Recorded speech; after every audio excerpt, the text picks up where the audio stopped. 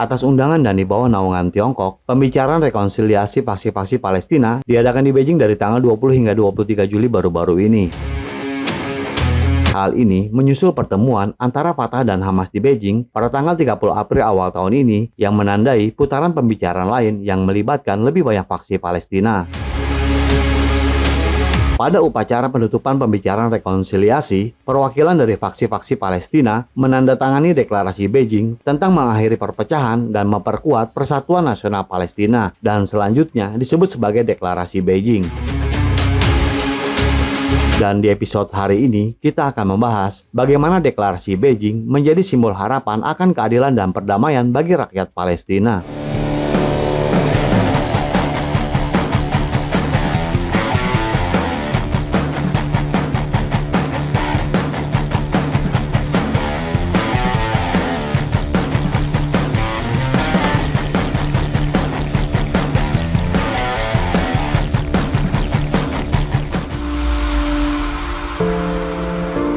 Deklarasi Beijing merupakan simbol harapan akan keadilan dan perdamaian bagi rakyat Palestina. Seperti yang dinyatakan Menteri Luar Negeri Tiongkok Wang Yi dalam pidatonya pada upacara penutupan, konsensus terpenting dari pembicaraan Beijing adalah untuk mencapai rekonsiliasi dan persatuan di antara 14 faksi. Hasil inti adalah penegasan Organisasi Pembebasan Palestina atau PLO sebagai satu-satunya perwakilan sah dari semua rakyat Palestina. Sorotan terbesarnya adalah kesepakatan tentang pembentukan pemerintahan sementara rekonsiliasi nasional yang berfokus pada rekonstruksi pasca konflik Gaza, dan seruan terkuatnya adalah untuk benar-benar mendirikan negara Palestina yang merdeka sesuai dengan resolusi PBB yang relevan. Deklarasi Beijing secara langsung membahas dilema mendesak dari konflik Gaza dengan mengusulkan inisiatif 3 langkah Tiongkok.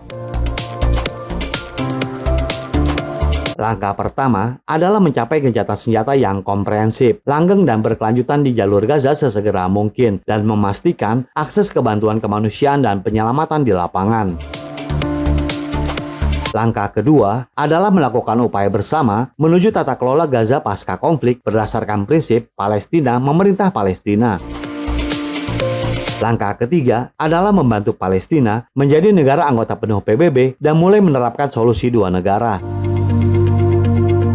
Inisiatif 3 langkah ini menyediakan peta jalan untuk menyelesaikan krisis Gaza. Perundingan Beijing kali ini melibatkan 4 faksi Palestina termasuk Fatah dan Hamas. Pertemuan akbar ini juga menunjukkan langkah signifikan menuju rekonsiliasi dan persatuan di antara faksi-faksi Palestina. Ini juga menunjukkan pengakuan umum di Palestina atas upaya Tiongkok untuk mempromosikan rekonsiliasi dan dialog di antara faksi-faksi Palestina. Sebagaimana diketahui, perpecahan internal di antara faksi-faksi Palestina terkait isu-isu seperti pembentukan negara merdeka telah menjadi alasan utama berkepanjangannya masalah Palestina. Tiongkok secara konsisten mendukung faksi-faksi Palestina dalam memprioritaskan situasi secara keseluruhan dan mencapai rekonsiliasi melalui dialog dan konsultasi. Sejak memasuki era baru, Presiden Tiongkok Xi Jinping telah mengajukan usulan dan proposisi untuk mengatasi masalah Palestina, menyumbangkan kebijaksanaan dan solusi Tiongkok untuk mengatasi masalah tersebut. Kini, 14 faksi Palestina berkumpul di Beijing dengan memikirkan kebaikan yang lebih besar bagi bangsa mereka. Ini adalah momen bersejarah dalam perjuangan pembebasan Palestina dan langkah penting menuju pembentukan sikap dan suara yang bersatu di komunitas internasional. Masalah Palestina merupakan inti dari masalah Timur Tengah. Tiongkok merupakan salah satu negara pertama yang mengakui PLO dan negara Palestina. Tiongkok selama ini juga dengan tegas mendukung rakyat Palestina dalam memulihkan hak-hak nasional mereka yang sah.